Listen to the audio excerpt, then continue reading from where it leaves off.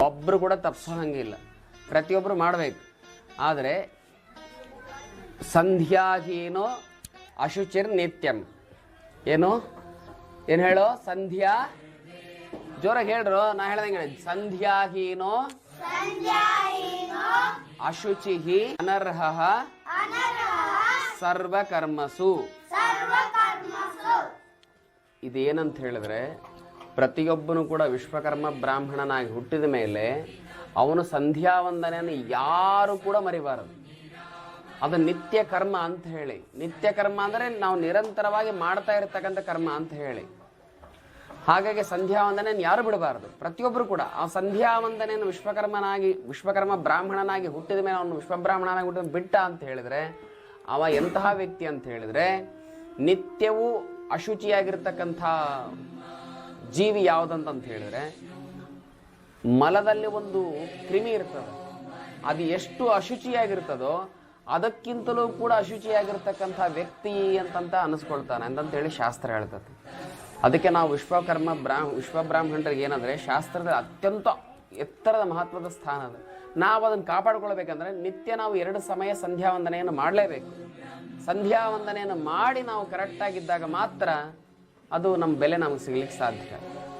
ನಾ ಹೇಳ್ದಂಗೆ ಎಲ್ಲರೂ ಹೇಳ್ರಿ, ಕೈ ಮುಗಿರಿ, ಹಿಂಗೆ ಕೈ ಮುಗಿರಿ, ಈ ಕಡೆ ಬಂದ್ಬಿಡಮ್ಮ, ಹಂಗೆ ಕೈ ಮುಗಿರಿ. ಕೈ ಮುಗಿದು ಹೆಂಗಂದ್ರೆ ಹಿಂಗೆ ಕೈ ಮುಗಿರಿ. ನಾ ಹೇಳ್ದಂಗೆ ಹೇಳ್ರಿ ಸರ್. ದೊಡ್ಡವರು ಹೇಳಬೇಕು, ದೊಡ್ಡವರು ಕೂಡ ಹೇಳ್ರಿ. ಶ್ರೀ ಗುರುಭ್ಯೋ ನಮಃ. ಶ್ರೀ ಗಣೇಶಾಯ ನಮಃ. ಶ್ರೀ ಸರಸ್ವತ್ಯೈ ನಮಃ. ಶ್ರೀ ಕಾಳಿಕಾಂಬಾಯೈ ನಮಃ. ಸರ್ ನೀವು ಜೋರಾಗಿ ಹೇಳಬೇಕು. ಈಗ ನೀವು ಕೂಡ ವಿದ್ಯಾರ್ಥಿಗಳೇ. ನಮಗೆ ಸಂಧ್ಯಾ ವಂದನೆ ಎಲ್ಲಿವರೆಗೂ ನಾವು ಬಿಡಬಾರ್ದಂದ್ರೆ, ನಮ್ಮ ಯಾವತ್ ಕಂಠಗತ ಪ್ರಾಣ ಅಂದ್ರೆ ಜೀವತ್ತು ನನ್ನ ಪ್ರಾಣ ಹೋಗ್ತಾ ಇದೆಯಾ ಅಂತ ಹೇಳಿದ್ರೆ ನಾವು ಸಂಧ್ಯಾ ವಂದನೆ ಬಿಡೋ ಹಂಗಿಲ್ಲ. ವಿಶ್ವಕರ್ಮ ಬ್ರಾಹ್ಮಣನಾಗಿ ಹುಟ್ಟಿದ ಮೇಲೆ ಪ್ರತಿಯೊಬ್ಬರು ಕೂಡ ಮಾಡಬೇಕಾಗಿರ್ತಕ್ಕಂಥ. ಅದಕ್ಕೆ ನೀವು ಇವಾಗ ಏನು ಮಾಡ್ತಿದ್ದೀರಲ್ಲ, ಇದು ಟೋಟಲಿ ಆಲ್ ಓವರ್ ಕರ್ನಾಟಕಕ್ಕೆ ನೀವು ಕೊಡ್ತಾ ಇರತಕ್ಕಂಥ ಸಂದೇಶ ಏನಂದರೆ, ಪ್ರತಿಯೊಬ್ಬ ವ್ಯಕ್ತಿ 8 ವರ್ಷದಿಂದ ಹಿಡ್ಕೊಂಡು 80 ವರ್ಷದ ವಯೋವೃದ್ಧನವರೆಗೂ, ವೃದ್ಧ ಅಂತ ಹೇಳಲ್ಲ ನಾನು, ಯುವಕ ಅಂತಲೇ ಹೇಳೋದು. ಯಾಕೆಂತಂದರೆ ಸಂಧ್ಯಾ ವಂದನೆಯನ್ನು ಬಿಡಬಾರ್ದು ಅನ್ನೋ ಉದ್ದೇಶಕ್ಕೋಸ್ಕರವಾಗಿ, ಅದಕ್ಕೋಸ್ಕರ ಮಾಡಬೇಕು.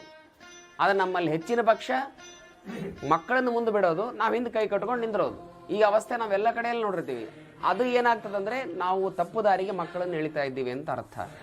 ದೊಡ್ಡವರ ಮನೆಯಲ್ಲಿ ತಂದೆ ತಾಯಿ ಅಥವಾ ತಂದೆಯಾದವನು ಅಜ್ಜನಾದವನು ಸಂಧ್ಯಾ ವಂದನೆ ಮಾಡಲ್ಲ ಅಂದರೆ ಮೊಮ್ಮಗನೂ ಕೂಡ ಎಂದೂ ಸಂಧ್ಯಾ ವಂದನೆ ಮಾಡಲ್ಲ, ಮಗನೂ ಕೂಡ ಎಂದೂ ಸಂಧ್ಯಾ ವಂದನೆ ಮಾಡಲ್ಲ. ಅದಕ್ಕೆ ನಾವು ಫಸ್ಟ್ ಮಾಡಬೇಕು. ಶ್ರೀ ವಿಶ್ವಕರ್ಮ ಪರಬ್ರಹ್ಮಣೇ ನಮಃ.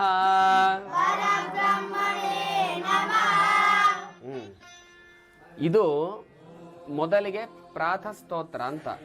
ಪ್ರಾತಃಸ್ತೋತ್ರ ಅದು ಕರಾಗ್ರವಸದ ಲಕ್ಷ್ಮಿ, ಅದು ಬೇರೆ ಇದೆ. ಆದರೆ ಇದರಲ್ಲಿ ಪ್ರಾರಂಭದಲ್ಲಿ ಪ್ರಾರ್ಥನಾ ಶ್ಲೋಕ ಅಂತ ಹೇಳಿ, ಪ್ರಾರ್ಥನಾ ಶ್ಲೋಕಗಳನ್ನು ಇದನ್ನೆಲ್ಲ ಹೇಳಿ, ಆಮೇಲೆ ಈಗ ನಾವು ಕೈ ಇಟ್ಕೊಂಡು ಮುಂದೆ ಪಾತ್ರೆ ಉಂಟಲ್ಲ ನಮ್ಮದು, ಮುಂದಿನ ಸರಿ ನಾನು ಬರುವಾಗ ಎಲ್ಲರ ಮನೆಯಲ್ಲೂ ಕೂಡ ಸಂಧ್ಯಾ ವಂದನ ಪಾತ್ರೆಗಳಿರ್ಬೇಕು. ದಯವಿಟ್ಟು ತರಿಸ್ಕೊಳ್ರಿ.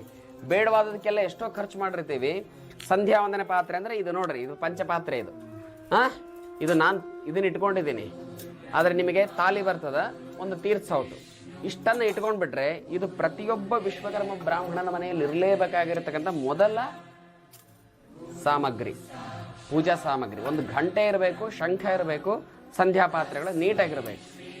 ಇದನ್ನ ಇಟ್ಕೊಂಡು ಹಿಂಗೆ ಕೈ ಇಟ್ಕೊಡ್ರಿ, ಅದ್ರ ಮೇಲೆ ಹಿಂಗೆ ಕೈ ಇಟ್ಕೊಡ್ರಿ. ನೀರಿದಾವಲ್ಲ, ಹೇಳ್ರಿ. ಗಂಗೆ ಚೈಗಮುನೆ ಚೈವ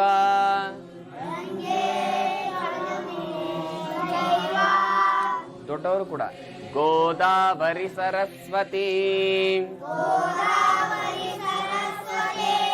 ನರ್ಮದಾ ಸಿಂಧು ಕಾವೇರಿ ಜಲೇಸ್ಮಿನ್ ಸನ್ನಿಧಿಂ ಕುರು. ಅದ್ರ ಮೇಲೆ ಹಿಂಗೆ ಕೈ ಇಡಬೇಕು, ತಾಲಿ ಇದ್ರ ಮೇಲೆ. ಸನ್ನಿಧಿಂ ಕುರು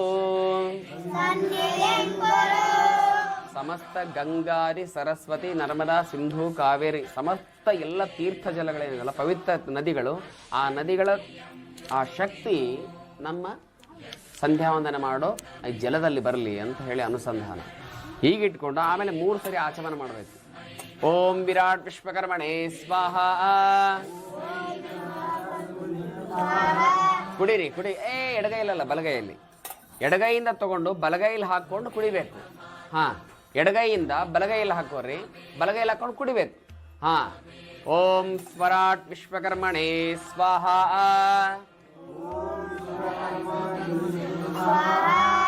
ಓಂ ಸಾಮ್ರಾಟ್ ವಿಶ್ವಕರ್ಮಣೇ ಸ್ವಾಹ.